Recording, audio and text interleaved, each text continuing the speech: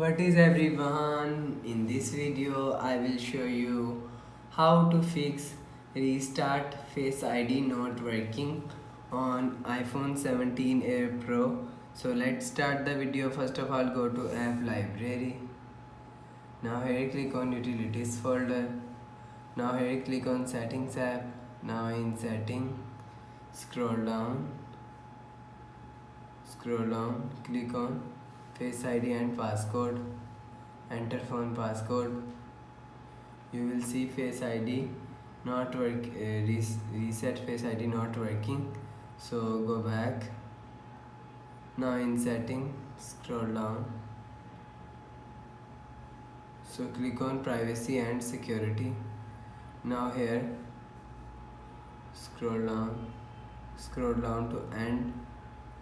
Click on stolen device protection. So click on stolen device protection.